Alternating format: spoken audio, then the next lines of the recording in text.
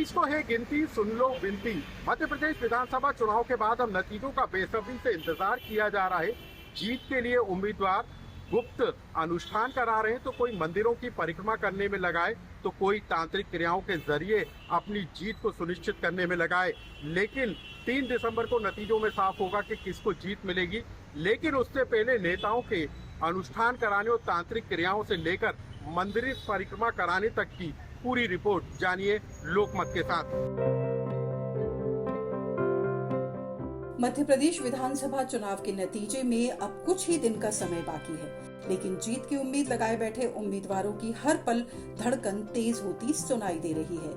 230 सीटों पर खड़े उम्मीदवार अपनी जीत के लिए जनता दरबार के बाद अब मंदिर मंदिर अर्जी लगाते घूम रहे हैं। बीजेपी हो या कांग्रेस पार्टी से जुड़े उम्मीदवार नतीजों के पहले हर उससे सिद्ध मंदिर में अपनी अर्जी लगा रहे हैं जहां उनकी मुराद पूरी हो सके। मुख्यमंत्री शिवराज सिंह चौहान, कमलनाथ से लेकर शिवराज सरकार के मंत्री, विधायक, कांग्रेस के प्रत्याशी मंदिर मंदिर परिक्रमा कर जीत की कामना कर रहे हैं। बात सबसे पहले मुख्यमंत्री शिवराज सिंह चौहान की। सीएम शिवराज ने वोटिंग के बाद महाकालेश्वर में विशेष पूजा अर्चना की। मुख्यमंत्री ने यहां पर पंडितों के साथ मंत्र उच्चारण के बीच विधि विधान के तहत पूजा अर्चना की और सभी 230 सीटों पर बीजेपी की जीत की कामना की। शिवराज सरकार में मंत्री गोपाल भार्गव ने महाराष्ट्र में अष्टविनायक मंदिरों की परिक्रमा कर जीत के लिए प्रार्थना की। बीजेपी उम्मीदवार गोविंद सिंह राजपूत ने ओंकारेश्वर में परिवार के साथ विशेष अनुष्ठान करवाया। भाजपा प्रत्याशी रामपाल सिंह ने भी भोपाल के माता मंदिर से लेकर सलकनपुर के विजयासन देवी मंदिर में विशेष पूजा अर्चना कर जीत की अर्जी लगाई। जनता का आशीर्वाद, समर्थन, ईश्वर का आशीर्वाद, वरिष्ठों का पूरा आशीर्वाद, सहयोग हमको मिलता है और ईश्वर सर्वोपरि हमारे लिए, उनके आशीर्वाद से ही हमारा जीवन है। भगवान श्री राम हमारे आराध्य, उनका राम मंदिर भवन निर्माण हो रहा है और ये विश्व क्या दुनिया में पूरी दीपावली 22 जनवरी को मनाई जाएगी। ये हम सबका सौभाग्य है। उनको हम प्रणाम कर रहे हैं। आज माता मंदिर पे आकर माँ को प्रणाम किया, बजरंगबली भोले बाबा को प्रणाम करके अपने जीवन को धन्य कर रहे हैं और जीत का और सरकार बनाने का आशीर्वाद लेने आए। दूसरी तरफ कांग्रेस में भी प्रत्याशियों की पूजा अर्चना का दौर जारी है। पूर्व मंत्री और कांग्रेस के विधायक पीसी शर्मा ने हनुमान मंदिर में विशेष पूजा अर्चना का आयोजन कराया और जीत की कामना की।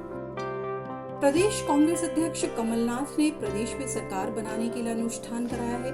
कांग्रेस के धर्म प्रकोष्ठ के द्वारा वोटिंग के दिन 12 घंटे की विशेष पूजा अर्चना कराई गई और अब नतीजे वाले दिन पूरे समय विशेष अनुष्ठान की तैयारी है। कमलनाथ जी के समर्थन में लगातार अनुष्ठान कर रही हूँ और जितने भी उनके समर्थक हैं वह सब अपने अपने इष्ट को मनाने में लगे हैं और पहले से ही मैं आपको कमलनाथ जी के मुख्यमंत्री बनने की शुभकामनाएं देती हूँ। हमारी सरकार आ रही है।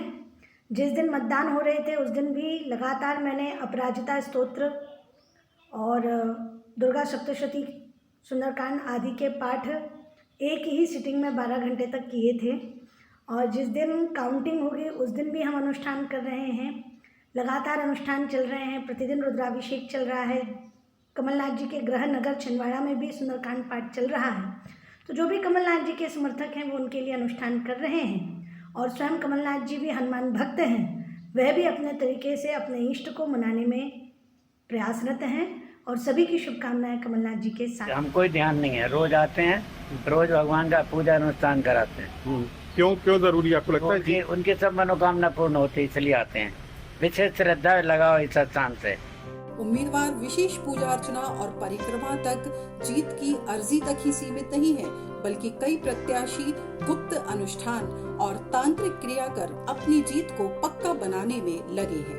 3 दिसंबर को नतीजे आने से पहले नेताओं का मंदिर परिक्रमा कराना और अनुष्ठान का दौर यूं ही जारी रहेगा। लेकिन प्रभु के दरबार में किसकी अर्जी स्वीकार होती है ये तो नतीजों के बाद पता चलेगा। लेकिन फिलहाल तांत्रिक क्रियाएं कराने से लेकर मंदिर मंदिर घूमने का सिलसिला नेताओं का जारी है। भोपाल से लोकमत समाचार के लिए अनुराग श्रीवास्तव की रिपोर्ट।